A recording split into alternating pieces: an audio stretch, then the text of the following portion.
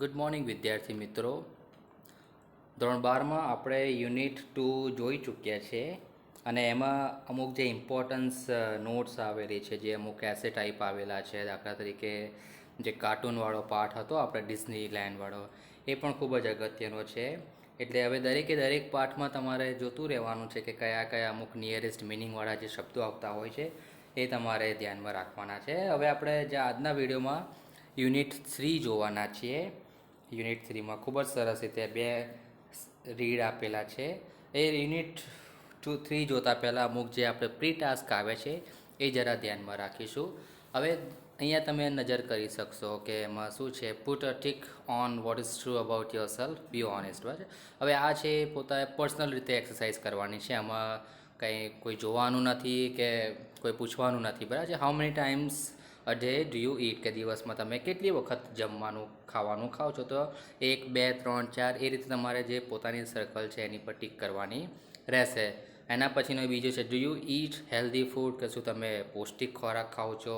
કે પછી do you ever get stomach aches, કે તમને કદી પેટમાં દુખાવો થાય છે.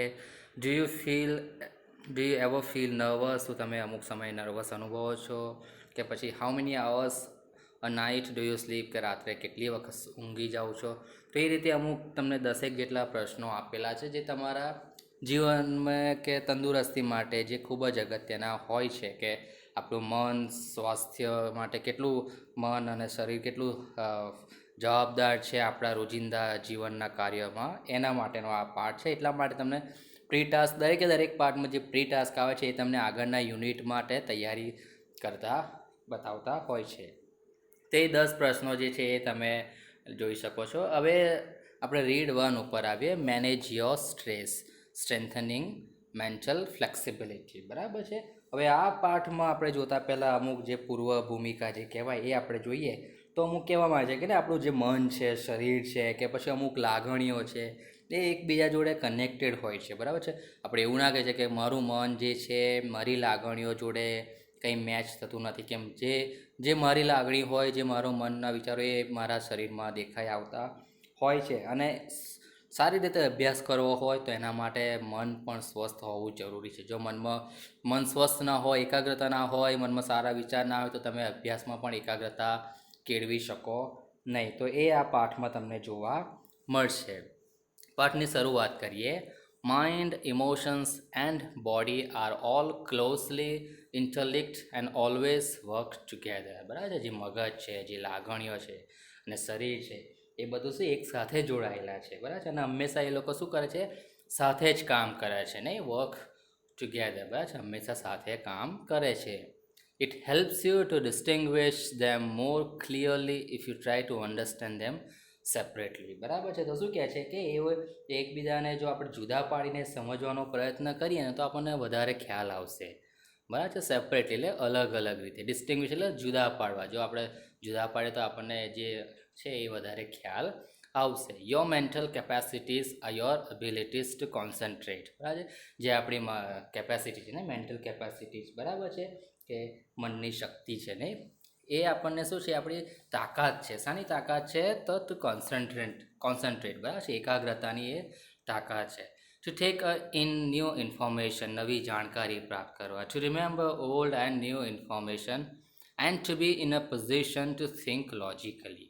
પછી જૂની કે નવી જે માહિતીઓ છે એ યાદ રાખવા માટે અને આપણને એવી પરિસ્થિતિમાં મૂકે કે જે આપણે લોજિકલી વિચારી શકીએ. લોજિકલી એટલે કે તાર્કિક રીતે, કે શું સાચું છે અને શું ખોટું છે એનો ભેદ આપણને ખબર પડે. અને પ્રેક્ટિકલી નથી, મોટાભાગે અમુક આપણે શબ્દ વાપરતા છે કે બી પ્રેક્ટિકલ, નહીં, કે જે સાચું છે, જે યોગ્ય છે, એ રીતે તાર્કિક રીતે આપણને વિચારવાની શક્તિ છે એ પરિસ્થિતિમાં આપણને મૂકી દે. તો એ બધું કોણ કામ કરે? આપણી જે મેન્ટલ કેપેસિટીઝ છે, બરાબર છે, મનની જે શક્તિ છે, એ આપણને એ પ્રમાણે પરિસ્થિતિમાં એ રીતે આપણને મજબૂત કરે છે. You need your mental capacity in order to study, to work, to impose a constructive and workable order on your life and to make rational day-to-day decisions. બરાબર છે. જે આપણી મનની જે શક્તિ છે, મેન્ટલ કેપેસિટી છે, એ આપણને સામાં મદદ કરે છે. જો આપણે ભણવામાં જે તમને ખબર છે, ભણવા માટે આપણું મન કેટલું અગત્યનું હોય છે. જો મન જ સ્વસ્થ ના હોય, મનમાં એકાગ્રતા ના હોય તો આપણે અભ્યાસ કરી શકીએ નહીં. એવી જ રીતે જે કામ આપણે કરીએ છીએ તે અત્યારે આપણે વિદ્યાર્થીઓ છે એટલે આપણે વિદ્યાર્થી તરીકે આપણું કામ શું હોય છે? સરસ રીતે અભ્યાસ કરવો, બરાબર. એટલે સ્ટડી અને વર્ક એ બંને એકબીજા રીતે જોડે જોવા જઈએ તો આમ સાથે જાય છે. અને ઇમ્પોઝ અ કન્સ્ટ્રક્ટિવ વર્ક, નહીં કે જીવનમાં અમુક સમયે આપણે કન્સ્ટ્રક્ટિવ રીતે હોય છે ને અમુક રચનાત્મક ક્રિએટિવિટી લાવતા હોઈએ છીએ કે બરાબર. દરેકને જીવનમાં ક્રિએટિવિટી પસંદ હોય છે. એકનું એક રોજિંદા જીવનચર્યામાં સવારે ઉઠ્યા, સ્કૂલે ગયા, કામ કર્યું, લેસન કર્યું, ટ્યુશન ગયા, સાંજે થોડું ટીવી જોયું, સૂઈ ગયા, બસ દરરોજનું આનું આ જ જો દિનચર્યા હોય તો માણસ કંટાળી જાય છે. એટલે અમુક માણસમાં શું નોવેલ્ટી, અમુક નવીનતા હોવી જોઈએ. તો મેન્ટલ કેપેસિટી જે છે, માનસિક મનની શક્તિ આપણને અમુક કન્સ્ટ્રક્ટિવ રીતે વિચારવા, નવી રીતે વિચાર, રચનાત્મક શક્તિ માટે આપણને પ્રેરણા પણ આપતી હોય છે. And workable order on your life, બરાબર છે. જે જીવનમાં અમુક નિર્ણયો હોય છે, બરાબર છે, rational day to day decision, જે અમુકના ડિસિઝન હોય છે રેશનલ, એટલે કે શું કહેવાય કે બુદ્ધિગમ્ય શબ્દ આપેલો છે કે રેશનલ, એટલે કે અમુક આમ પ્રેક્ટિકલી રીતે તમે જે સાચું છે એ તમે એવા નિર્ણયો, જે સાચા નિર્ણયો જીવનમાં આવતા હોય છે એના વિશે પણ તમે શું કરી શકો છો? વિચારી શકો છો. તો આ બધું જે મનની શક્તિ છે એના ઉપર આધારિત રહેતું હોય છે. એટલા માટે તમારે જોવાનું કે કેવી રીતે. હવે આ જે પાઠ આપેલો છે એ ફક્ત વિદ્યાર્થીઓ માટે અગત્યનું, પણ જીવનમાં દરેક વ્યક્તિ માટે ખૂબ જ અગત્યનો છે કે આપણું જે મન છે એ આપણા જીવનમાં, આપણા રોજિંદા કાર્યોમાં કેટલા અંશે મદદરૂપ થતું હોય છે. કારણ કે ઘણા બધા આપણા વ્યક્તિઓ હોય છે, વિદ્યાર્થીઓ જ નહીં પણ વડીલો પણ, કે માનસિક તણાવના કારણે કેટલા બેચેન રહેતા હોય છે. તો એના માટેની પણ આ સોલ્યુશન માટે આપણે પાઠ પણ કહી શકાય કે જીવનમાં જ્યારે ટેન્શન હોય કે ગમે તે રીતે.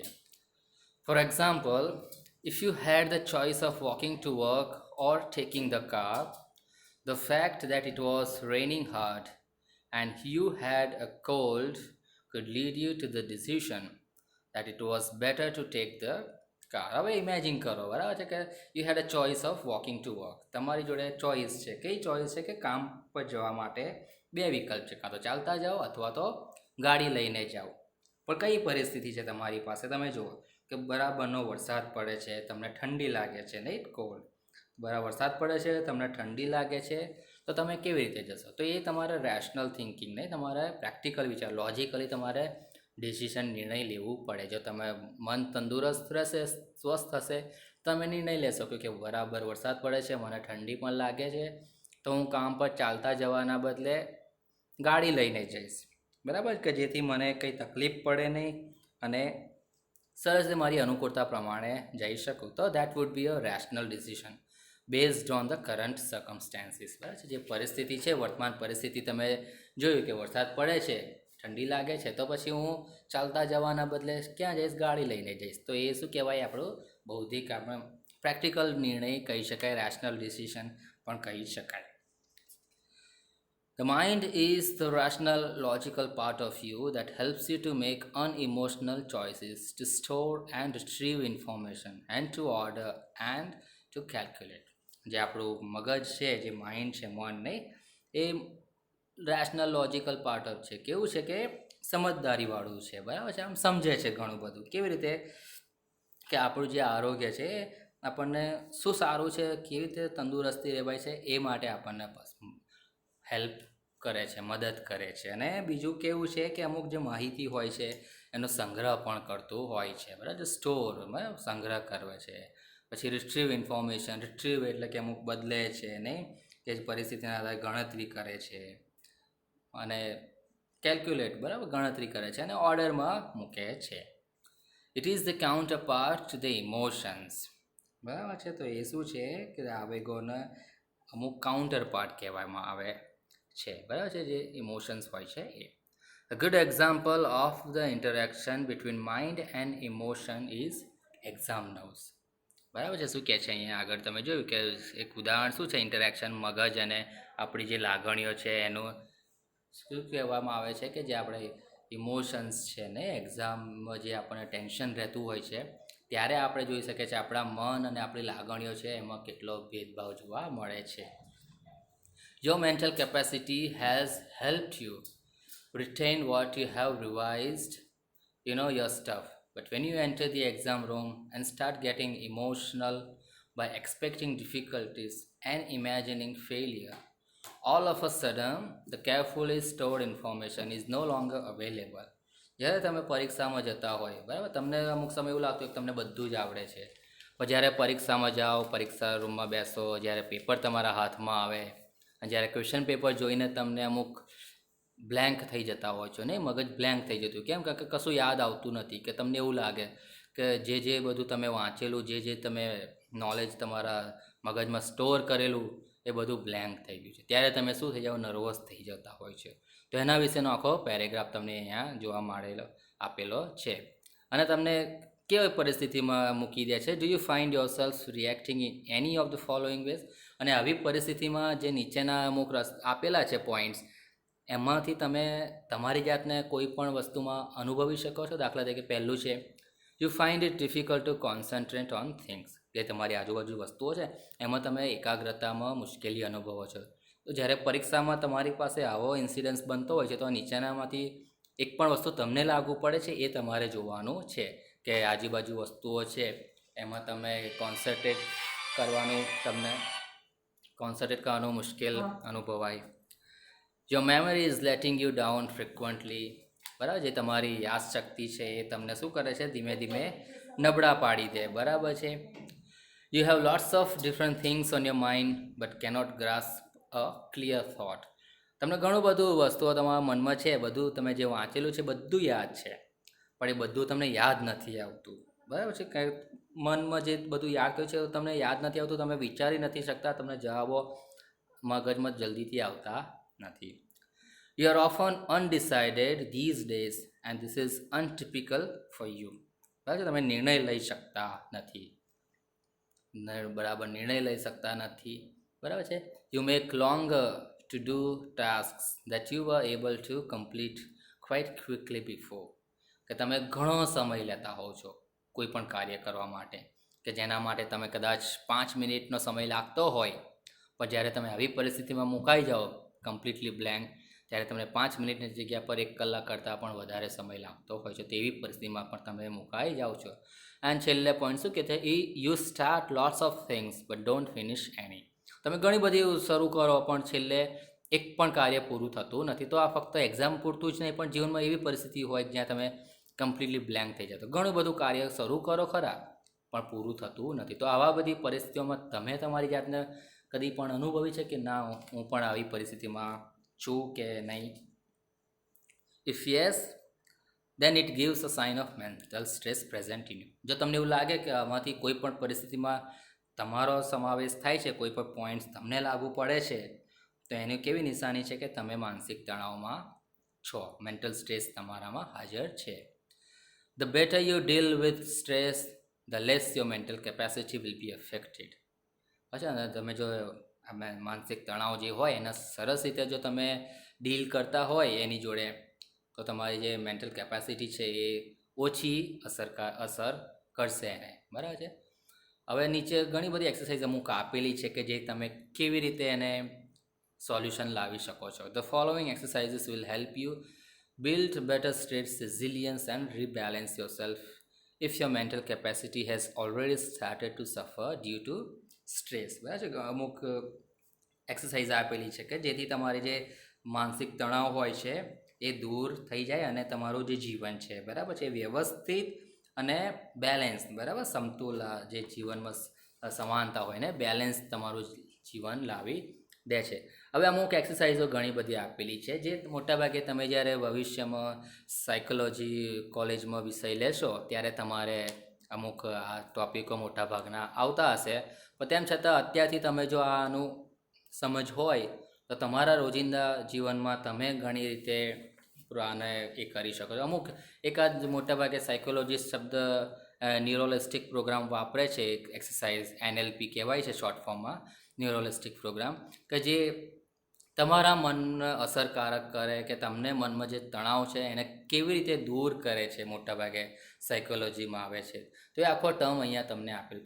પહેલું છે સ્ટોપ ઓવર થિંકિંગ, નહીં કે વધુ પડતું વિચારીએ છીએ ને એ બંધ કરવાનું આપણે પહેલું તો કેવી રીતે છે એ આખું તમને અહીંયા સમજાવેલું છે. When tasks and pressures start building up, the mind can sometimes go into overthinking, and you come to the thought, I wish there was a switch in my head that I could flick and turn off all the thoughts going around in my mind. જ્યારે જે અમુક કામ છે pressure છે એ વધી જાય ત્યારે તમને મનમાં વિચાર આવે કે કાશ મારામાં એક સ્વિચ હોત બટન હોત સ્વિચ હોત મગજમાં કે જે હું દબાવું અને બંધ કરી દઉં આ બધા વિચારો આવતા નહીં. અમુક સમય એવું ટેન્શન એટલું બધું હોય ત્યારે આપણને વિચાર આવે કે એવું હોત તો કેટલું સારું કે હું બધું જ બંધ કર્યું અને વિચારોમાંથી હું મુક્તિ મેળવી લઉં. ઇટ્સ નોટ દેટ ઇઝી, બરાબર છે કે એટલું સહેલું છે નહીં.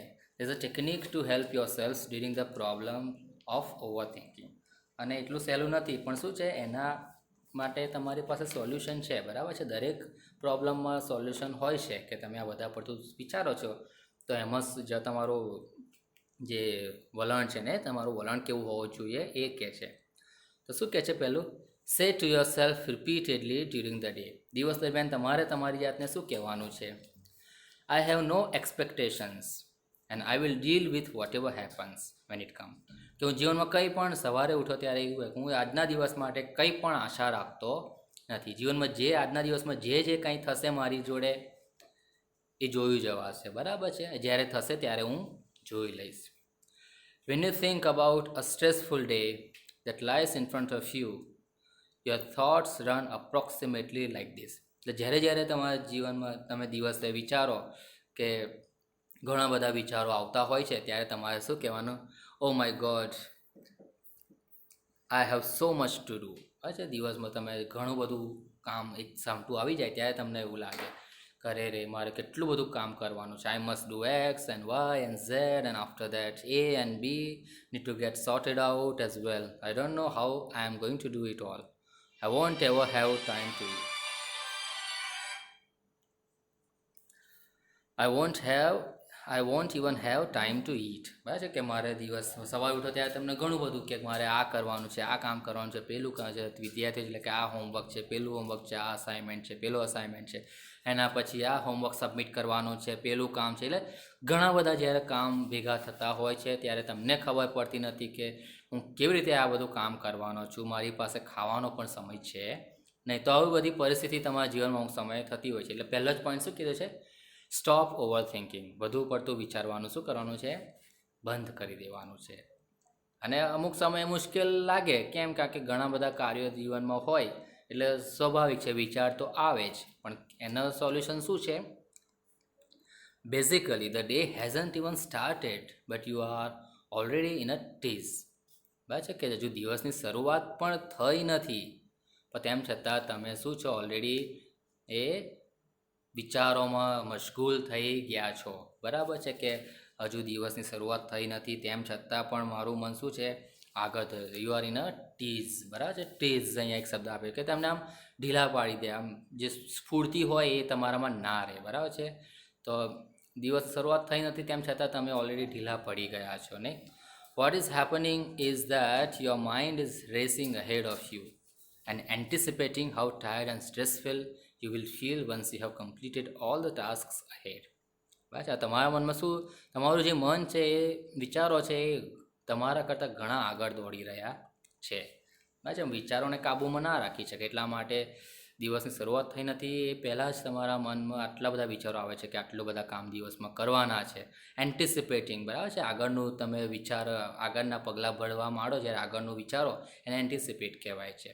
તો ઓલરેડી તમે અગાઉથી વિચારી લેશો કે તમારો દિવસ કેટલો બધો થાકેલો રહેશે, કેટલો સ્ટ્રેસફુલ રહેશે. અને જ્યારે તમે બધા દિવસ દરમિયાન બધા કામ પૂરા કરી દો અને ત્યારે રાત્રે તમે જાઓ ત્યારે તમને ખબર પડે કે દિવસ કેટલો એ હતો. ધીઝ ફ્રેન્ટિક થોટ્સ, ફ્રેન્ટિક શબ્દ આવે છે એમ બીવડાવી દેવા અમુક વિચારો, સ્ટાર્ટ વીકનિંગ યોર એનર્જી. એટલે દિવસની શરૂઆતમાં જ તમને આટલા બધા ડરાવના બીક પૂર્ણ વિચારો આવતા હોય એટલે તમને આખો દિવસની જે એનર્જી છે એ તમારી નબળી પાડી દે છે. And as a result you are entering into a busy day with only half of your normal energy. અને જેના કારણે શરૂઆતથી જ તમે ઢીલા પડી ગયા હોય, તમને બહુ બીક લાગી હોય આ દિવસના કામોથી કે આટલું બધું કામ કરવાનું છે એટલે આખી એનર્જી જે છે એ તમારી નષ્ટ પામશે. એટલે જેટલી સ્ફૂર્તિથી તમારે કામ કરવું જોઈએ એટલું સ્ફૂર્તિ તમારામાં રહે નહીં, કારણ કે ઓલરેડી તમને ખબર છે કે મારે આટલું બધું કામ કરવાનું છે, એટલે એનું ટેન્શન તમને રહેવાનું છે. Then when you end up shattered at the end of the day, you seem to have proved that you were right all along. You had a dreadful day and you feel physically drained. બરાબર છે. Physically ડ્રેન્ડ એવો શબ્દ આપ્યો છે કે જે તમે અતિશય કામ કરતા હોય ત્યારે થાકી ગયા હોય, પરસેવો થઈ ગયા હોય, ત્યારે તમે થાકી ગયા હોય છે, બરાબર. તો જ્યારે તમે દિવસની કામ પૂરું કરી દો અને જ્યારે છેલ્લે તમે દિવસના અંતે લાગે કે ના, મેં જે સવારમાં વિચાર્યું તે સાચું હતું, એટલે તમને ખરેખર દિવસ એકદમ થકાવ ભર્યો લાગે અને તમે શારીરિક રીતે પણ એકદમ થાકી ગયા હોવ છો. In order to have the maximum energy available at the start of your busy day, use I have no expectations and I will deal with whatever happens when it happens as a form of mantra. તો દિવસની શરૂઆતમાં જ તમારે એક જ મંત્ર કરવાનો છે. કયો મંત્ર? કે આજના દિવસમાં મારી પાસે હું કોઈ પણ આશા રાખતો નથી અને જે સમયે જે થવાનું છે એ થશે અને હું જોઈ લઈશ. તો આ તમારે મંત્ર દિવસ દરમિયાન કરવાનો કે જો સવારમાં જ તમે ઘણી બધી આશાઓ રાખતા હોય એટલે અને જો પૂર્ણ ના થાય તો જીવનમાં નિરાશા મળે. જો કંઈ આશા જ ના હોય તો પછી કંઈ સવાલ જ નથી એમાં. You will notice how your body start relaxing at the thought of no expectation. અને તમે તમે જોઈ શકશો કે જ્યારે તમે એવો મંત્ર કહો કે કોઈ આશા નથી મારા જીવનમાં લોકો પ્રત્યેથી કે ગમે તે પ્રત્યેથી, તો તમે તમારું જે શરીરમાં છે એ તમારે ચેન્જીસ જોઈ શકશો અને તમે આમ રિલેક્સ લાગશો. કારણ કે જો તમારી પાસે ઘણી આશા હોય, દાખલા તરીકે ઉદાહરણ તરીકે તમે કહો કે આપણે અત્યારે જ રોજબરોજ અત્યારે આપણે જોતા હોઈએ છીએ ને આધુનિક યુગમાં કે મારા ફ્રેન્ડે મને વિશ કરવું જ જોઈએ, એ તમારી આશા હોય. એટલે જો વિશ ના કરે તમને એટલે તમને દુઃખ થાય, નિરાશ થઈ જાઓ. પણ તમે એવું વિચારો કે ઓકે, વિશ કરે કે ના કરે મને કંઈ ફરક પડે ને, કોઈ આશા રાખતો નથી. તો જો વિશ ના કરે તો તમને કંઈ ફરક પડે નહીં કે તમે નિરાશ થાઓ નહીં. તે પ્રમાણે તમે તમારો એટીટ્યૂડ પણ રહેશે. This relaxation tells you that you have just stopped yourself from wasting valuable energy.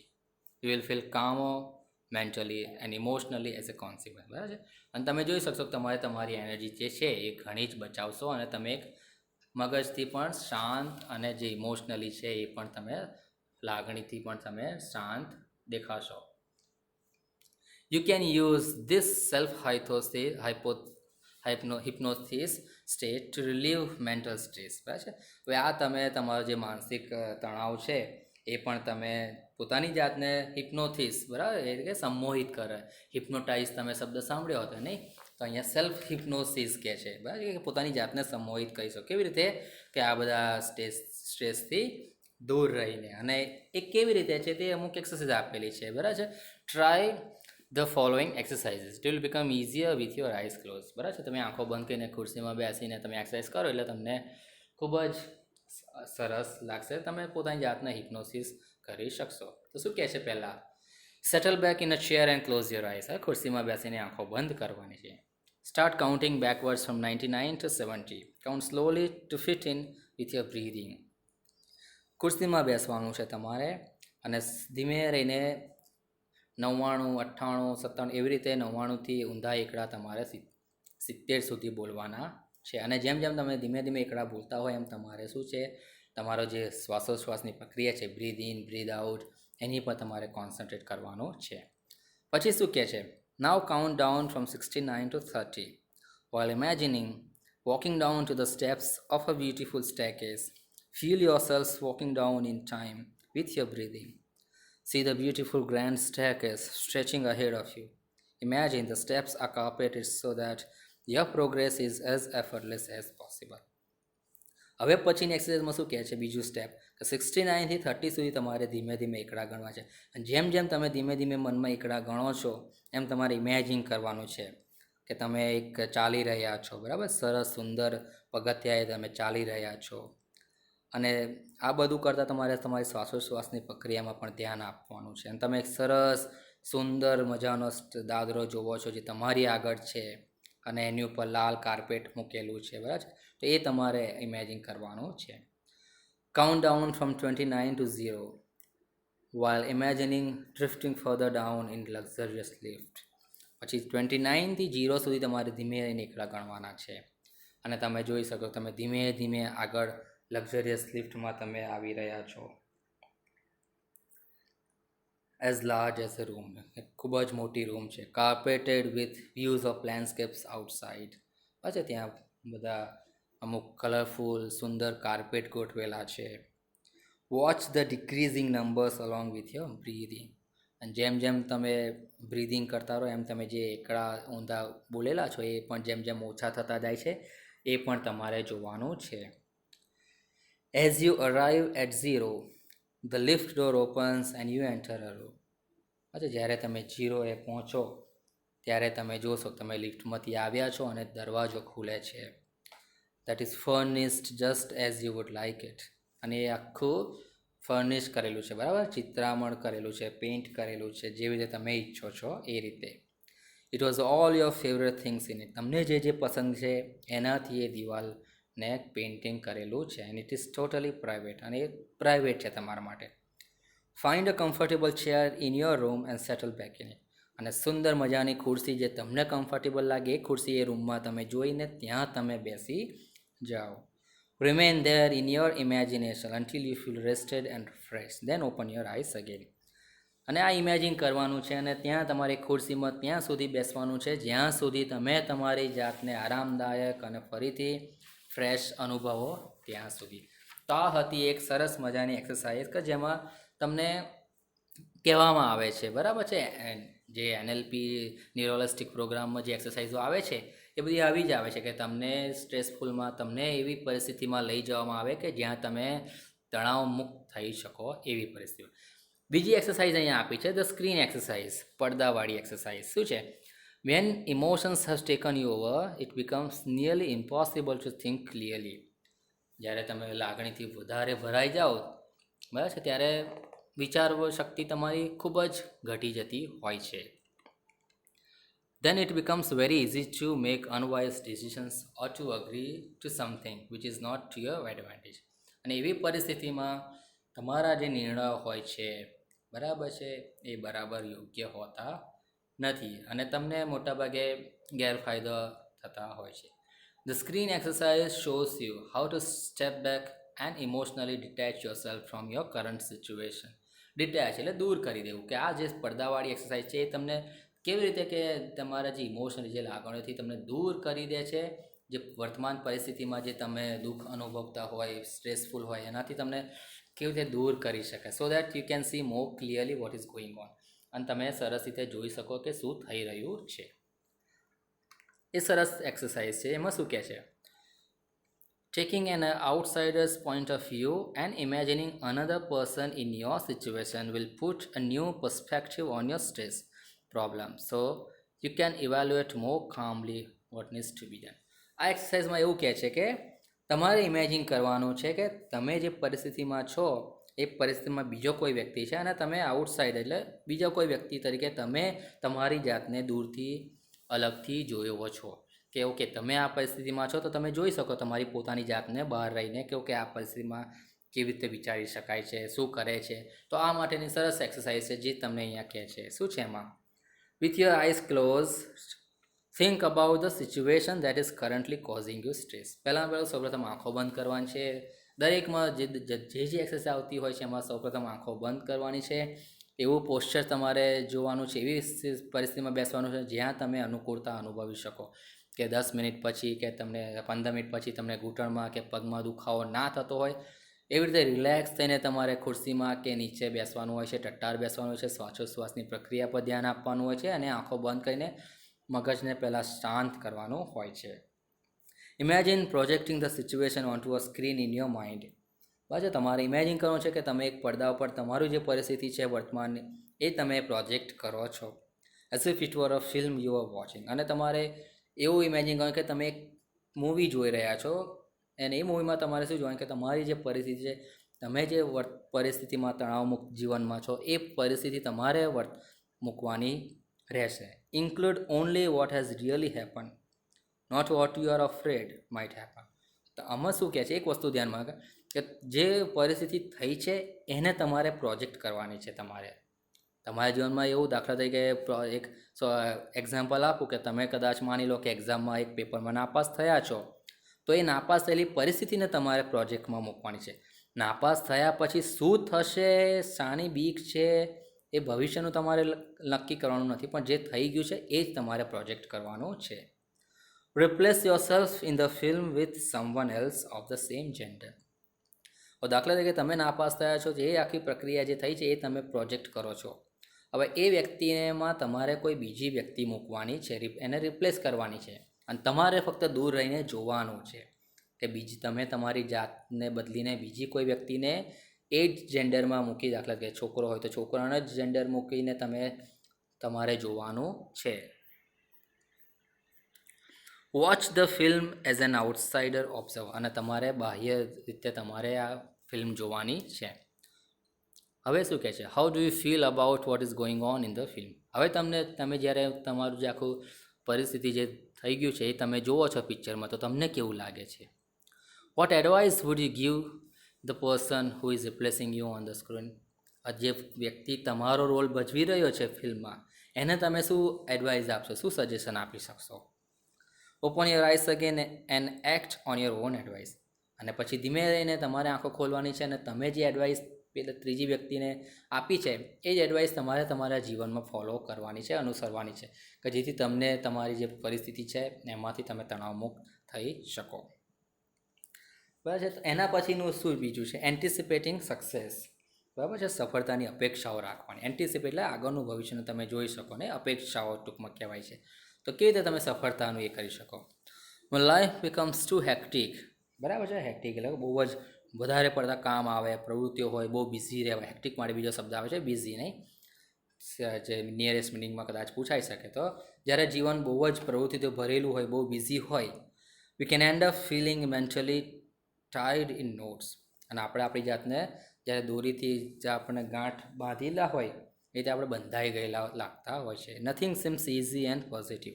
કંઈ પણ સહેલું અને હકારાત્મક લાગતું નથી. કે એવી પરિસ્થિતિમાં ઘણા બધા કામ હોય ત્યારે આપણને કશું જ ખબર પડે નહીં. બરાબર છે. નિરાશા આવી જાય, હકારાત્મક કશું પણ દેખાય નહીં, અને આપણે હંમેશા મુશ્કેલી ભર્યું જીવન અનુભવતા હોય છે. Pessimism sets in and we cannot see a way out of our current problems. બરાબર છે. નિરાશા, બરાબર, પેસિમિઝમ, ઘોર નિરાશા જ્યારે છવાઈ જાય અને આપણને જે વર્તમાન પ્રોબ્લેમ્સ છે એમાંથી આપણને બહાર નીકળવાનો એક પણ રસ્તો દેખાય નહીં. We can open a source of optimism, the technique of anticipating success. અને આ પરિસ્થિતિમાંથી બહાર આવવા માટે આ જે સફળતાની અપેક્ષા રાખતા હોય છે એમાંથી બહાર નીકળવાનો આપણી જોડે રસ્તો જે હોય છે એ દેખાય છે આશીર્વાદ ઉપર. અને એનું આપણે શું કહેવામાં આવે છે, એના માટે અમુક એક્સરસાઇઝ આપી છે.